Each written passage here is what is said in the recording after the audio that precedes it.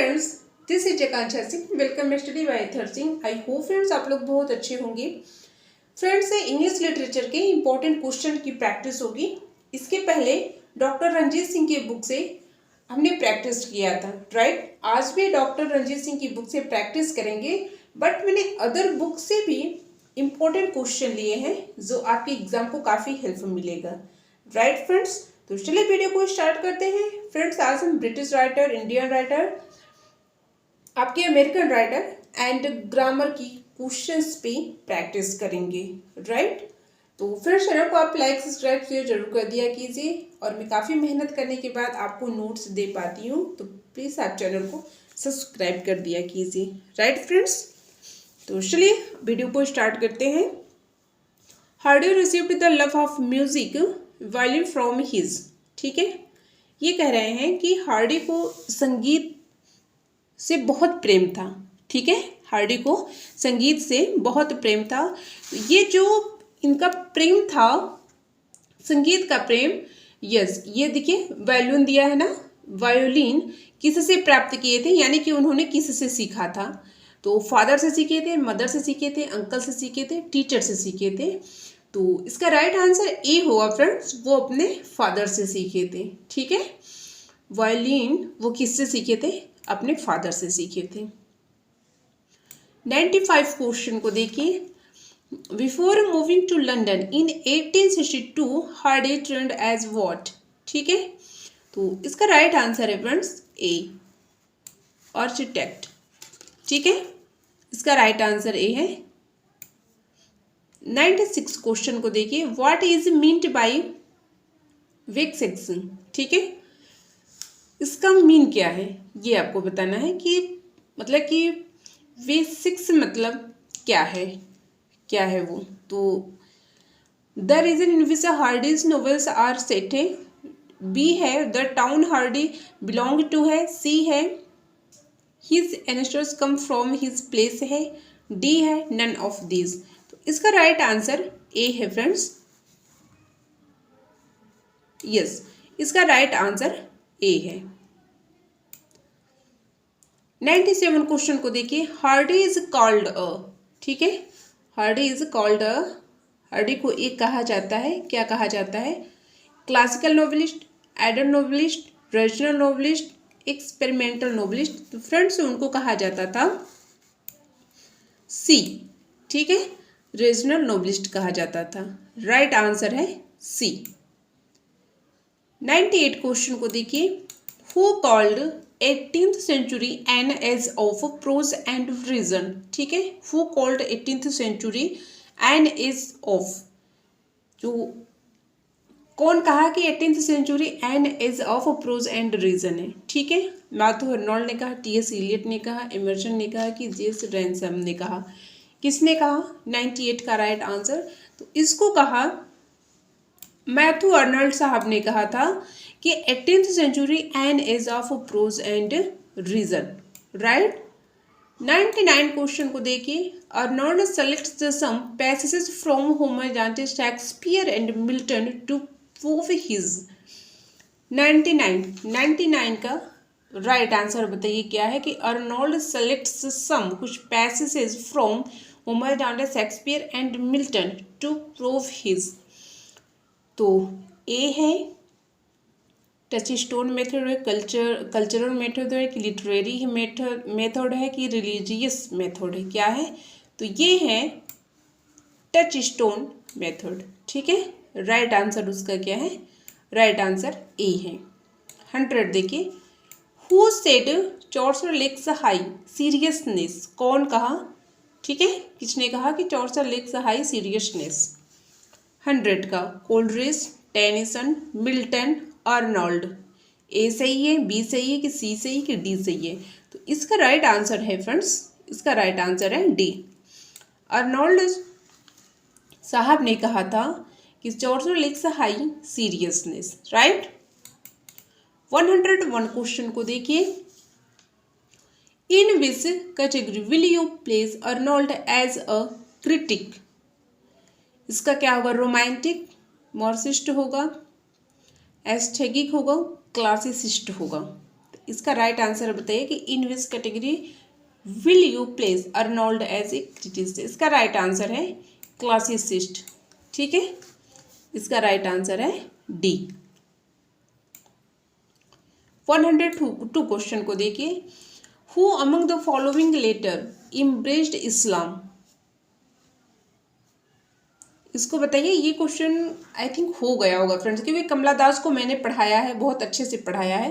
तो आप कमला दास की बायोग्राफी देख लीजिएगा और मैंने उस पर प्रैक्टिस भी करवाया है, तो आप उस वीडियो को ज़रूर देख लीजिएगा। ठीक है, who among the following later embraced Islam. ठीक है, बाद में इस्लाम धर्म को निम्नलिखित में से किसने अपनाया था। ठीक है, कमला मार्कंडे, कमला दास ने कि निज़िम एज़गिल ने, मुल्कराज आनंद ने। तो इसका राइट आंसर है कमला दास ने। ठीक है, जब इनकी शादी हो जाती है तभी इस्लाम धर्म को अपना लेती हैं।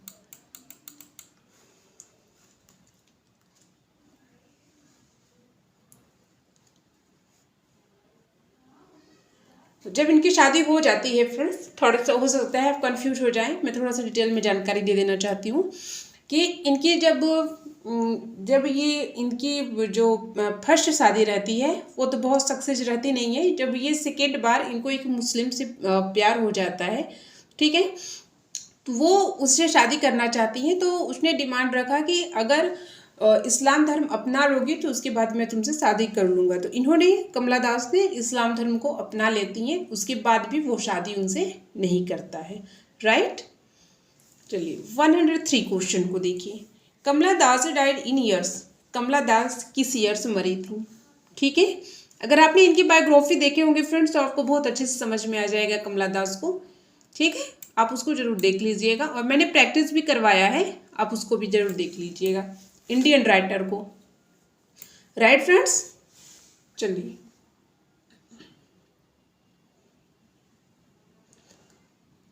104 क्वेश्चन को देखिए। Who said poetry does not sell in this country India। ठीक है, Who said, किसने कहा, poetry does not sell, poetry क्या है, नहीं बिकती है, इन दिस कंट्री इंडिया, यह देश इंडिया में पोइट्री नहीं बिकती। ये किसने कहा था, कमला दास ने, निज़िम एज़गिल ने कहा था, जयंत महाप्रताप ने कहा था, यस महापात्र है उन्होंने कहा था, के.एन. दारूवाला ने कहा था। किसने कहा था, तो फ्रेंड्स इसको कहा था कमला दास ने। ठीक है, कमला दास ने कहा था कि poetry does not sell in this country India. Right answer क्या है, ए है। देखिए 105 को देखिए। Who said I want to fill my life with as many experiences as I can manage to garner because I don't believe that one can get one again। ठीक है, Who said, ये किसने कहा था कि I want to fill my life, my life की जो fill है मैं चाहता हूँ with as many experiences as I can manage to garner। ठीक है, वो क्या कर रहे हैं कि मैं जीवन के अनुभवों से, मैं अपने जीवन को, मेरे जो अनुभव हैं अपने जीवन को उससे भर देना चाहता हूँ। आई कैन मैनेज टू, ठीक है, मैं मैनेज कर सकता हूँ, because I do not believe, यानी कि आई डू नॉट बिलीव, मुझे विश्वास नहीं है, that one can get one again. ये किसने कहा था,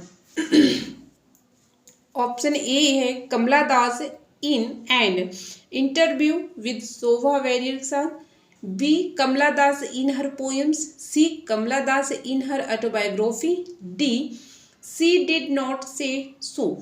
ठीक है, तो फ्रेंड्स ये जो है आपका क्वेश्चन पूछ रहा है किसने कहा था, तो ये कमला दास ने कहा था शोभा वैरियर के साथ थी। ठीक है, एक इंटरव्यू में उन्होंने कहा था। 106 क्वेश्चन को देखिए। How many books did Mulk Raj Anand publish before 1935। Mulk Raj Anand ने 1935 से पहले कितनी बुकें पब्लिश की थी। 1935 के पहले कितनी बुक्स को उन्होंने पब्लिश किया था। ठीक है, 10, 6, 4, 5। तो राइट आंसर इसका बताना है आपको सॉरी 5 बुक को। ठीक है, 5। ये मुल्कराज आनंद की बायोग्राफी को भी मैंने पढ़ाया है, आप जरूर देख लीजिएगा। इसकी प्रैक्टिस भी मैंने करवाया है। ठीक है, इंडियन राइटर को आप जरूर देख लीजिएगा। Which is the debut first novel written in 1935 of Mulk Raj Anand. 1935 में मुल्कराज आनंद ने नोवेल लिखा था, यानी कि फर्स्ट नोवेल लिखा था। तो इस 4 ऑप्शन में से कौन सा है वो नोवेल कि जिसको मुल्कराज आनंद ने 1935 में पहली बार लिखा था। कूली को लिखे थे, टू लीव्स एंड वुड को, द रोड को, द अनटचेबल को। ठीक है, तो इसका राइट आंसर है फ्रेंड्स डी, अनटचेबल को उन्होंने लिखा था। राइट। 108 को देखिए, मुल्कराज आनंद वाज अवार्डेड साहित्य अकेडमी अवार्ड 1971। मुल्कराज आनंद अवार्डेड है साहित्य अकेडमी अवार्ड को 1971 में। किस में है? ये जो 4 ऑप्शन दिया है, द बबल में है, कुली में है, अनटचेबल में है कि मॉर्निंग फेस में है। इस 4 ऑप्शन में से कौन सा एक करेक्ट है कि जिसको 1971 में मुल्कराज आनंद को साहित्य अकादमी अवार्ड दिया गया था? तो इसका राइट आंसर है friends D, morning face. Morning face इसका राइट आंसर है। राइट। 109 को देखिए, who among the following writers has not won the Nobel prize. इसमें बताइए कि किसने कौन सा नोबेल प्राइज नहीं पाया था। ठीक है, नोबेल प्राइज किसको नहीं मिला था? तो टी.एस. इलियट, मुल्कराज आनंद, विलियम फॉकनर की अर्नेस्ट हेमिंग्वे। तो वो थे मुल्कराज आनंद साहब। ठीक है, इनको साहित्य अकेडमी अवार्ड मिला था, इनको नोबेल प्राइज नहीं मिला था। व्हेन निज़िम एज़किल बॉर्न इन, ये बताइए इनका जन्म कब हुआ था? निज़िम एज़किल का साहब का जन्म कब हुआ था? तो हुआ था 1926 में। 1926 में। 111 को देखिए, who is of Jewish origin. ठीक है, who is of a Jewish origin. In 4 option में से आपको बताना है कि जेविश मूल कौन है। ठीक है, यानी कि यहूदी मूल कौन है। इन 4 ऑप्शन में से कमला दास है, R.K. नारायण है, निज़िम एज़किल है, नॉन है। तो इसका राइट आंसर है friends C. C right answer है। राइट। 112 देखिए, what is the origin of the race of Nissim Ezekiel. इसका राइट आंसर बताइए कि निज़िम एज़किल की जाति का मूल क्या है। ठीक है, ऑप्शन ए है, बी है, सी है, डी है। तो इसका राइट आंसर है बिन, इज़राइल। अगर इनकी बायोग्राफी आप पढ़े होंगे तो आपको बहुत अच्छे समझ में आ रहा होगा। 113 को देखिए, निज़िम एज़किल इज अ वर्ड। ठीक है, ब्रिटिश में, अमेरिकन में, स्विस जेव में। तो राइट आंसर क्या है? डी। राइट आंसर इसका डी है। 140 को देखिए, व्हेन डिड फ्रॉस्ट डाई। ठीक है, फ्रॉस्ट यानी कि रॉबर्ट फ्रॉस्ट साहब कब मरे थे? इसको बताइए। 1961 में, 1962 में, 1963 में, 1964 में। तो इसका राइट आंसर है 1964 में। ठीक है। 115 को देखिए, which of the following was the first American to write a favourable review of Frost work. ठीक है, विच ऑफ द फॉलोइंग, निम्न में से इन जो 4 ऑप्शन है, कौन है कि जो फर्स्ट अमेरिकन था टू राइट, लिखा अ favourable review of Frost work, यानी कि रॉबर्ट फ्रॉस्ट के वर्क पर जो फेवरेबल रिव्यू का मतलब होता है अनुकूल समीक्षा, लिखने वाला पहला अमेरिकन कौन था? T S. Eliot, Ezra Pound, James Joyce मॉलवी कौन थे? तो उसका राइट आंसर है इज़रा पॉन्ड। ठीक है, इज़रा पॉन्ड। 116 को देखिए, I might be called a synecdochist for I prefer synecdoche in poetry that figure of speech in which we use a part for the whole. Who said? किसने कहा कि I meet my called a synecdochist.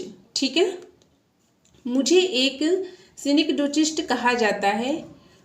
For I prefer synecdoche in poetry, क्योंकि जो कविता है, जो मेरी कविता है वो क्या है, सिनिकडोच पसंद करता है। यानी कि मैं अपनी कविता को क्या पसंद करता हूँ, सिनिकडोचिस उसमें पसंद करता हूँ। That figure of speech in we use a part for the whole. अब क्या कह रहे हैं कि जिसे हम पूरा करने के लिए एक भाग को, यानी कि ए पार्ट यूज, एक पार्ट को यूज करते हैं। हु सेड, ये किसने कहा था? रॉबर्ट फ्रॉस्ट ने, हेमिंग्वे ने। यहाँ पे थोड़ा सा फ्रेंड्स मिस्टेक हो गया, ये फॉकनर रहेगा। ठीक है, वाइटमैन। 116 में से किसने कहा था? तो ये है रॉबर्ट फ्रॉस्ट साहब ने कहा था कि मुझे सिनिकडोचिस्ट कहा जाता है क्योंकि मैं जो कविता पसंद करता हूँ सिनिकडोच पसंद करता हूँ। ठीक है, तो ये किसने कहा था? ये कहा था रॉबर्ट फ्रॉस्ट ने। 117 को देखिए, what is the title of Wordsman novel published in 1842? 117 को देखिए कि what is the title of Wordsman की जो नोबेल है 1842 में पब्लिश्ड हुई थी, तो उस नोबेल का टाइटल क्या है?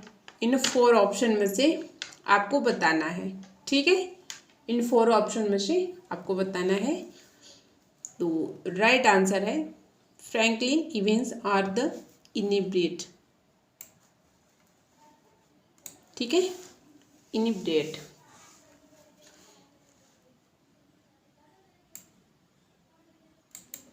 Who was the editor of Brooklyn Daily Eagle newspaper? ठीक है, ब्रुकलिन डेली ईगल न्यूज़पेपर का एडिटर कौन था?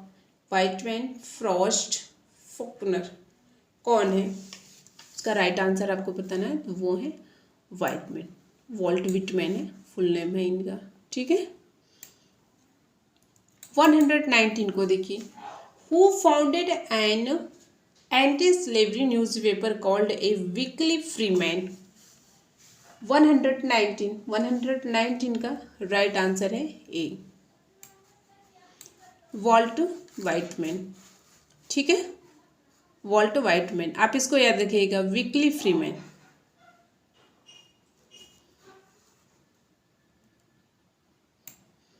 वन 120 क्वेश्चन को देखिए, who published the first biography of Whitman Walt Whitman in 1883 and was one of his literary executors? ठीक है,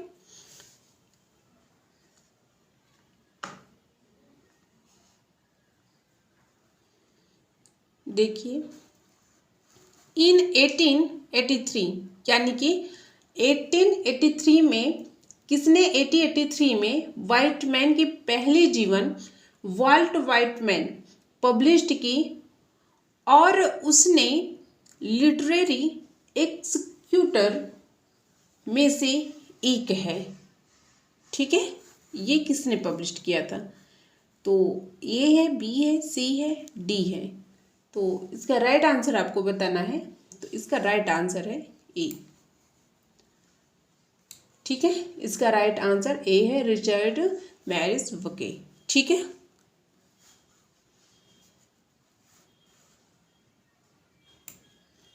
one 121 question को देखिए, who wrote the leaves of gross one of classes of world poetry?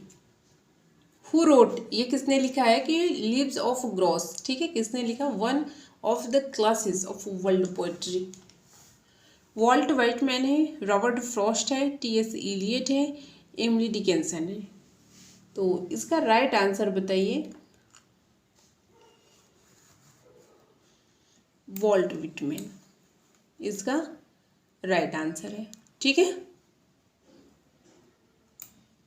122 question को देखिए। An American newspaper published mistakenly the obituary of an American novelist claiming he was no more, the author was Robert Frost, Hemingway. कौन है?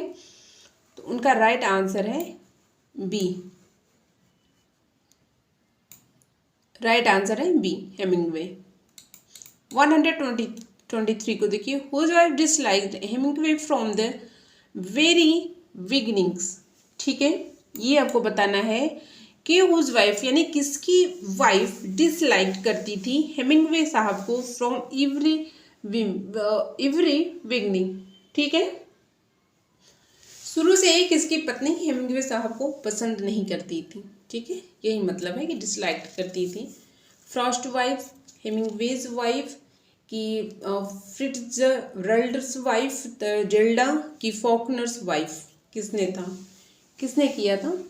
तो ये थी C इसका right answer है।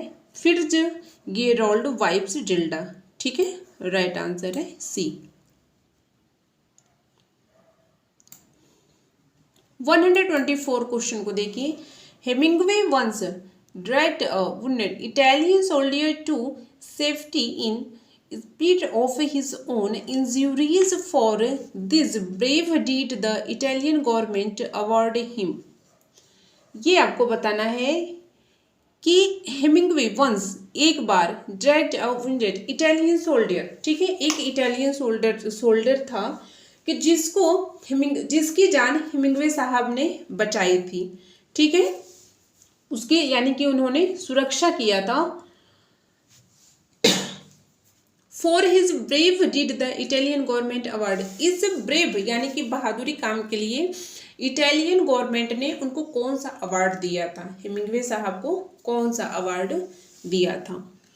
तो ऑप्शन ए है, बी है, सी है, डी है। तो आपको तो पता हो गया होगा, ये है ए। राइट आंसर इसका ए है। Silver medal of military वैल्यूर।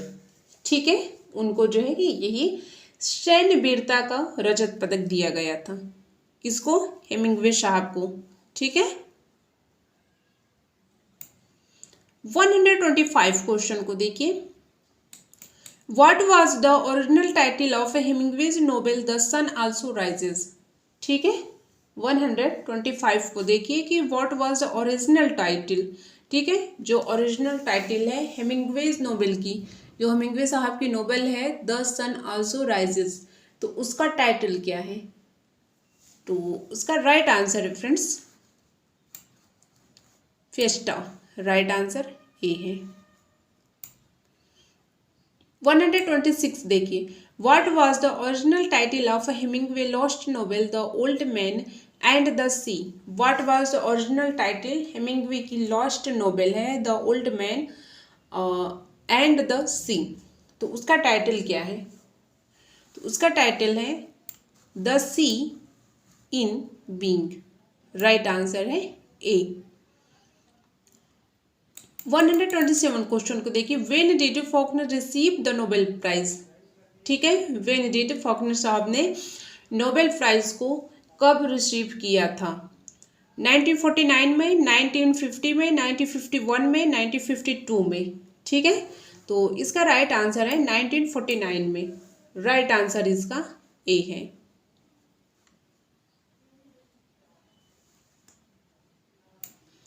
One 128 question को देखिए। Which part of United State has been written about the Faulkner fiction. ठीक है, फॉकनर की जो फिक्शन है वो संयुक्त राज्य अमेरिका के, ठीक है, जो संयुक्त राज्य अमेरिका के रिटन अबाउट, ठीक है, रिटन अबाउट मतलब किसके बारे में लिखा है? Part of.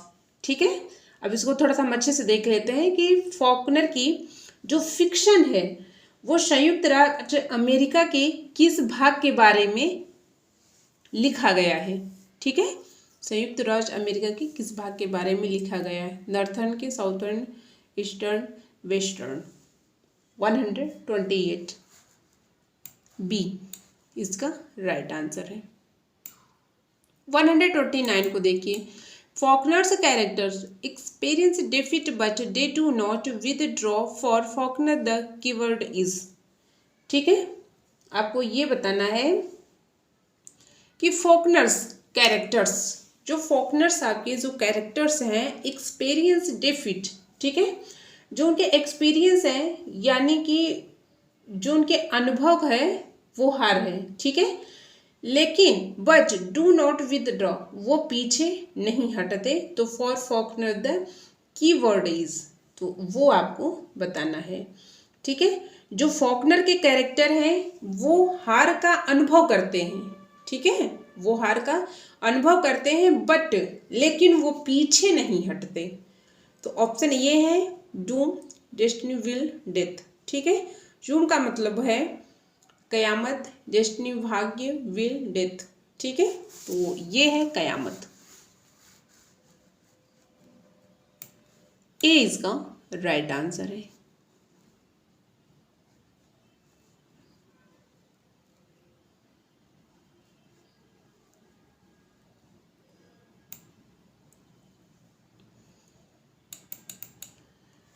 देखिए, इसको देखिए, the tragical history of Romeus and Juliet, ठीक है, is a narrative poet. The, ठीक है, ग्रेजिकल जो हिस्ट्री है रोमियस एंड जूलियट एक नैरेटिव पोएम है। ठीक है, फर्स्ट पब्लिश्ड इन 1562, ये पहली बार पब्लिश हुई थी 1962 में। बाय विच वॉज किस yours for William Shakespeare Romeo and Juliet. ठीक है, इसमें आपको ये बताना है कि जो विलियम शेक्सपियर की रोमियो और जूलियट है उसका किस योर्स क्या है। ठीक है, दिस योर्स का मतलब कौन था, दिस योर्स उसका कौन था। अथर हेलम थे कि अथर ब्रुक थे कि अथर यस जो ब्रुके थे कि अथर सिमोन्स थे। तो इसका राइट आंसर होगा सी।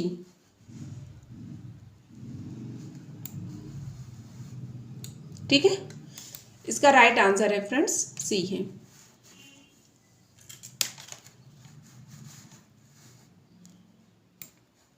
सी इसका राइट आंसर है।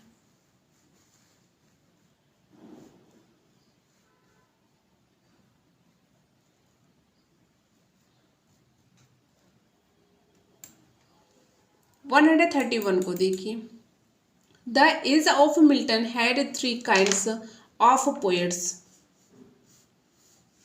इसका राइट आंसर बताइए क्या होगा। तो इसका राइट आंसर है बी।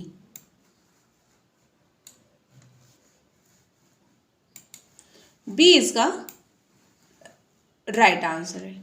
राइट फ्रेंड्स, बी इसका राइट आंसर है।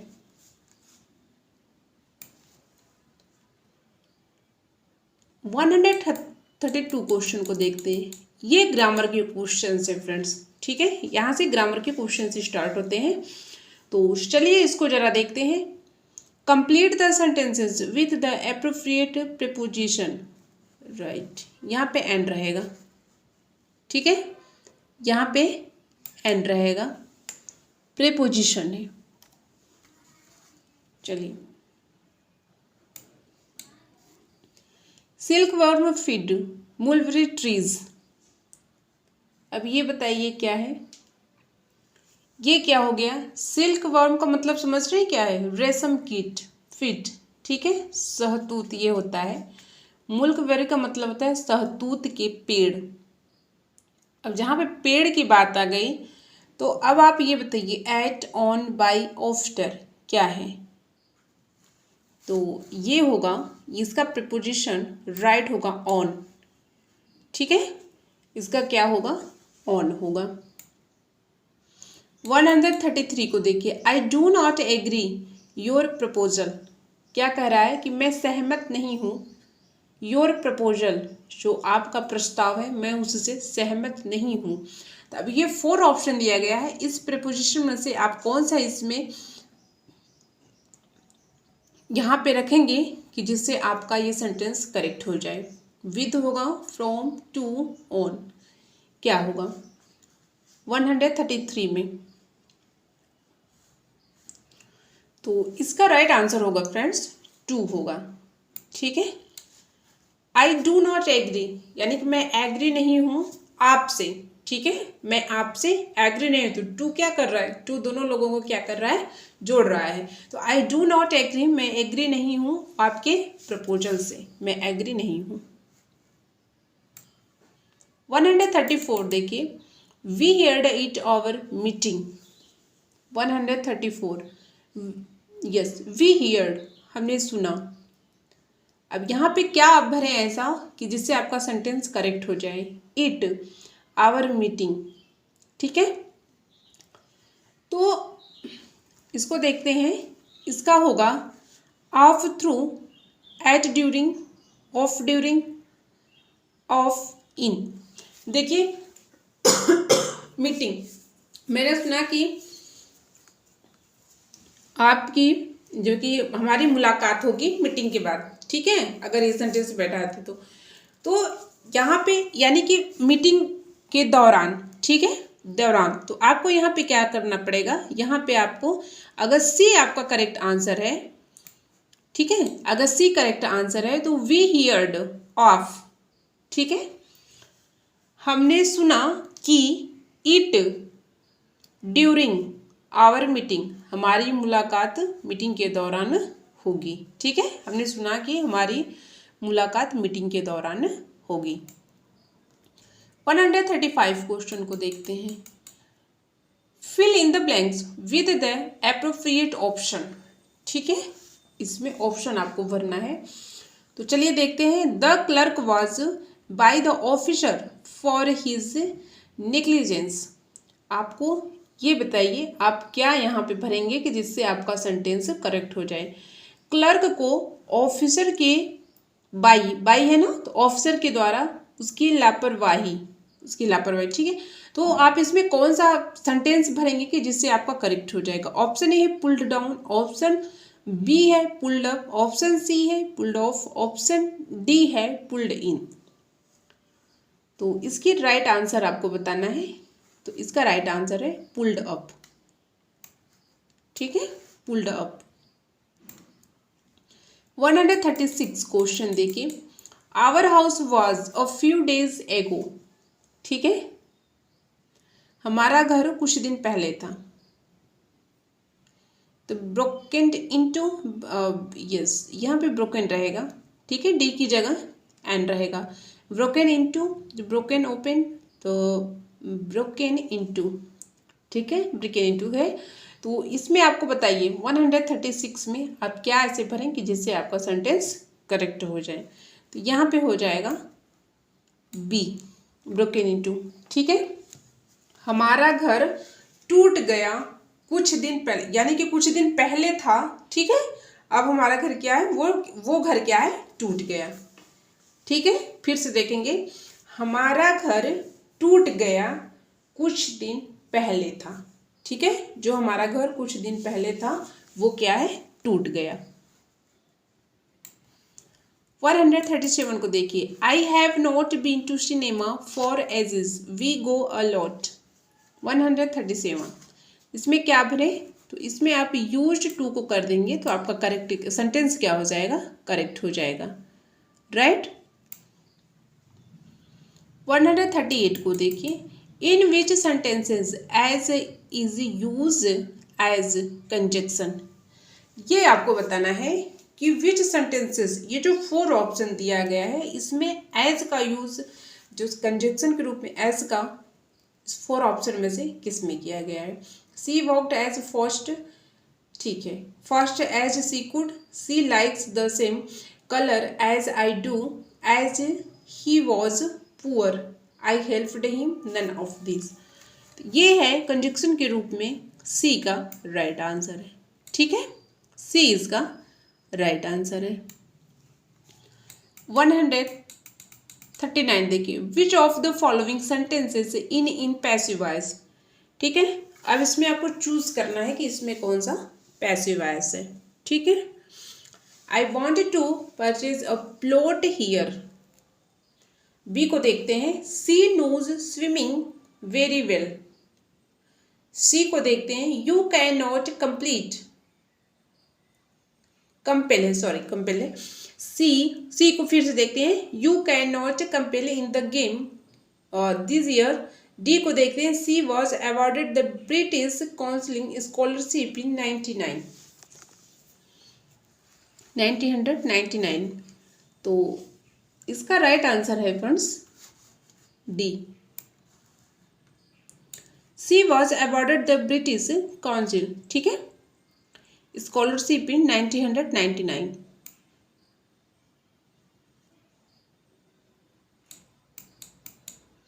विच of the following sentence, yes a transitive verb, इसमें कौन सा ट्रांजिटिव वर्ब है वो आपको बताना है। ऑप्शन ए है, बी है, सी है कि डी है। ठीक है, आपको समझ में आ गया होगा। इसका राइट आंसर है फ्रेंड्स बी। ठीक है, इसका राइट आंसर क्या है, बी है। इसका राइट आंसर फ्रेंड्स बी है। ठीक है, तो आई होप फ्रेंड्स आपको वीडियो पसंद आया होगा, तो चैनल को लाइक सब्सक्राइब शेयर जरूर कर दीजिएगा। चलिए फ्रेंड्स, फिर मिलते हैं नेक्स्ट वीडियो में ऐसे इंपॉर्टेंट क्वेश्चन के साथ। तब तक के लिए जय हिंद।